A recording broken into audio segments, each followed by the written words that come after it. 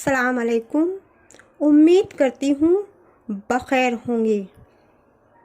मेरे चैनल में आपका तहे दिल से खैर मक़दम है। आज की मेरी दास्तान का उन्वान है फ़रेब। इस हकीकत के मुताल्लिक़ इतना कहना चाहूँगी, शहर में फ़रेबे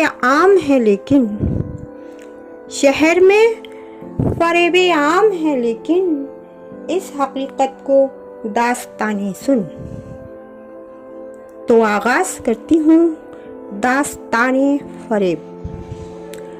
गमों का हर कोई पीकर दिखाई देता है, गमों का हर कोई पीकर दिखाई देता है।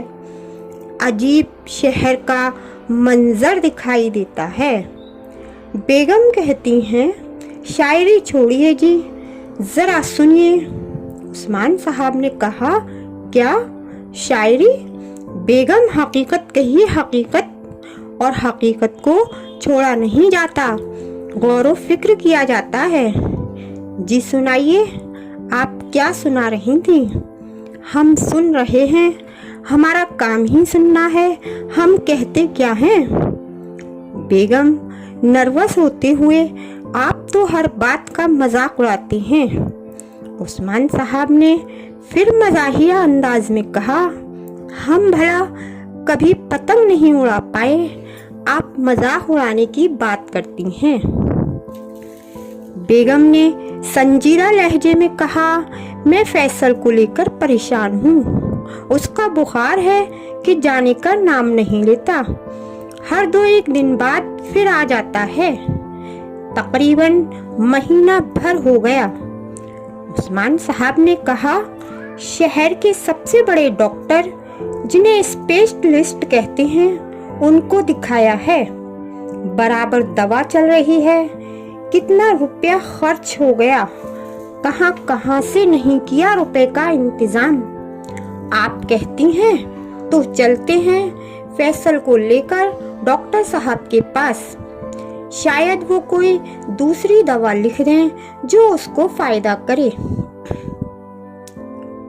आज कितना मुश्किल हो जाता है डॉक्टर तक पहुंचना। हर हफ्ते बाद तो ये लोग फीस लगा लेते हैं।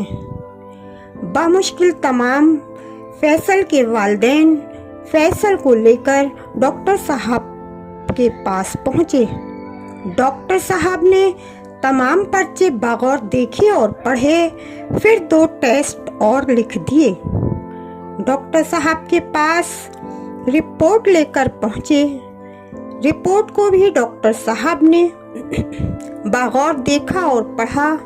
फिर चश्मा उतारते हुए डॉक्टर साहब बोले, अब तक जो फैसल को मेडिसिन दी गई, उन्होंने 1% भी काम नहीं किया, वो नकली थी।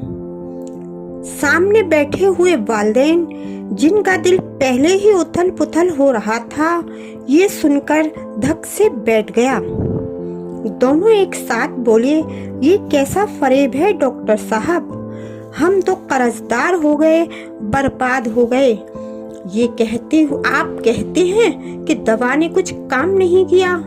ये कहते हुए उनकी आवाज भर्रा उठी। शहर की सिसकियां, अरे तौबा, शहर की सिसकियां, अरे तौबा, किसी लब पर तबस्सुम नहीं है।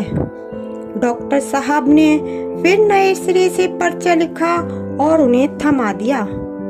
घर आकर उस्मान साहब ने कहा, बेगम दीजिएगा नया पर्चा, हम फैसल के लिए दवा ला दें।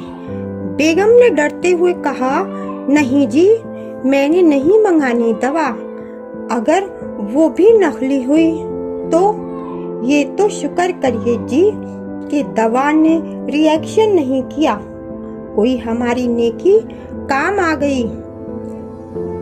मैं तो अब अपने फैसल की खूब देखभाल करूंगी, अच्छी से अच्छी ग़िज़ा दूंगी।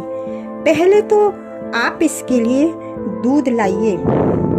उस्मान साहब ने नाराज होते हुए कहा, आप क्या समझती हैं, आपको दूध सही मिल जाएगा, पानी मिला ले तो सब्र है, क्रीम निकाल लेते हैं और ना जाने क्या क्या मिला देते हैं कमबख्त दूध में। गुज़िश्ता महीने याद नहीं, पंडित की डेयरी पर छापा पड़ा था। दूध छोड़िए, आप ऐसा करें जूस ले आएं। मैं अपने फैसल को डेली जूस दूंगी तो इसके पेट की रोलिंग सही रहेगी तो बुखार खुद ही चला जाएगा। कहते हैं अच्छी सेहत के लिए पेट का दुरुस्त रहना बहुत जरूरी है। आप कहती हैं तो हम जूस ला देते हैं, पर वो भी चालबाज, देखते ही देखते जूस में चीनी का शरबत मिला देते हैं। तो फिर ऐसा कीजिए, फैसल के लिए मौसम्बी लाकर रख दीजिए। मैं खुद ही घर पर सफाई से जूस निकालकर पिला दिया करूँगी। जी ये ठीक है, हम अभी चौराहे से ले आते हैं। नहीं जी, इस चौराहे के ठेल वाले तो चोर हैं, पूरा तोल कर देते ही नहीं। अगले चौराहे से लाइएगा। ठीक है बाबा, जहाँ से कहती हैं वहीं से लाएंगे। उस्मान साहब ठेल वाले के पास गए और पतले पतले छिलके की छांट कर थैली में तुलवा ली। थैला लेने के लिए साइकिल की तरफ मुड़े। ठेल वाला, लो बाबूजी अपनी थैली। घर आकर लीजिए बेगम, जल्दी से जूस निकालकर फैसल को पिला दीजिए।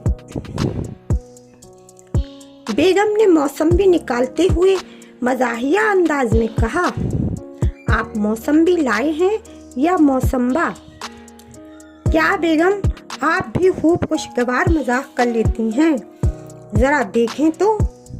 अरे ये तो बिल्कुल दूसरी हैं। थैला लेने साइकिल की तरफ क्या मुड़े कि फरेबी ने थैली ही बदल दी। नाराज होते हुए, कैसी फरेबी दुनिया है। सुना है जो दिखाई ना दे उसे भगवान कहते हैं। जो दिखाई न दे उसे भगवान कहते हैं। जो काम आए दूसरों के उसे इंसान कहते हैं। यहाँ तो पूरे के पूरे शैतान दिखाई देते हैं। ये फरेबी भला किसी के क्या काम आएंगे। जब सिलसिले वफा टूटेगा, जब सिलसिले वफा टूटेगा, क्यों ना शहरों पर पहरे खुदा टूटेगा। तभी दरवाजे पर दस्तक उभरी। उस्मान साहब ने दरवाजा खोला। सामने कोई हजरत बोसीदा से कपड़ों में मबलूस खड़े नजर आए। कहिए हजरत, मैं आपकी क्या खिदमत कर सकता हूँ? लकड़ी संभालते हुए बहुत परेशान हूँ, नाबीना हूँ, कुछ अमदाद मिल जाती तो। उस्मान साहब ने कुर्ते की जेब से कुछ रुपए निकाले और हजरत की तरफ बढ़ा दिए। रुपए लेते हुए हजरत बोले, खुदा आपका भला करे। लकड़ी को टेकते हुए दूसरे दरवाजे की तरफ बढ़ गए। वो हजरत उनकी गली में अक्सर आते, जिससे जो बनता उनकी नजर करता। एक रोज उस्मान साहब अपने दोस्त अरमान साहब के घर बैठे थे। आजकल के हालात पर तबसरा कर रहे थे कि गुफ्तगू के दौरान दरवाजे पर जानी पहचानी आवाज सुनकर उस्मान साहब ने दरवाजा खोला। वही नाबीना पैर पर पट्टी बंधी खड़े नजर आए। पहचानते हुए उस्मान साहब ने कहा, हजरत आपकी पैर में तो काफी चोट है, ये कैसे? क्या एक्सीडेंट हुआ? क्या पूछिएगा साहिब, दिखाई देता नहीं, जा टकराए साइकिल से, बहुत शदीद दर्द है। अरमान साहब भी आ गए।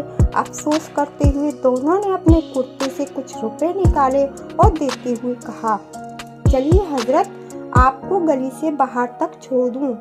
नहीं साहब, शुक्रिया, अल्लाह आपको इस अमदाद का अज्र अजीम दे। थोड़ी देर तक गुफ्तगू का दौर चलता रहा। उस्मान साहब ने अरमान साहब से कहा, अच्छा इजाजत दीजिएगा, चलना चाहूँगा। मुसाफा करते हुए दुआ खैर में याद रखिएगा इंशाअल्लाह। साइकिल से लौटते हुए उस्मान साहब ने कुछ और ही नज़ारा देखा। वही नाबीना बगल में लकड़ी दबाए रोड पर दौड़े चले जा रहे थे। इतनी जल्दी में थे कि अचानक उस्मान साहब की ही साइकिल से आ टकराए। दोनों की आंखें हैरतज़दा एक दूसरे को देखती रह गईं। उस्मान साहब की जुबान से बेसाख्ता निकला, ये कैसा फरेब है। आपने उनकी हक तलफी की है जो इस अमदाद के हकीकी मुस्तहिक हैं। हक तलफी ऐसा गुनाह है जिसको खुदा भी माफ़ नहीं करता। शैतान ने पैसों का लालच देकर आपके ज़मीर को मीठी नींद सुला दिया, वरना मुझे यकीन है जागता ज़मीर आपको इस गुनाह की इजाज़त नहीं देता। मुझे अफसोस है कि मैं आपको इस जुर्म की सज़ा तो क्या, आपके इस गुनाह का जिक्र भी नहीं कर सकता, क्योंकि आपके इस फरेब से लोगों का एतबार उन लोगों पर से उठ जाएगा जो हकीकी मोहताज हैं और इस अमदाद के मुस्तहिक। मुझे यकीन है आपका ज़मीर ही आपको इस गुनाह के लिए धिक्कारेगा। खुदा नहीं तो और क्या है, खुदा नहीं तो और क्या है, एक खटक सी जिसे ज़मीर कहते हैं।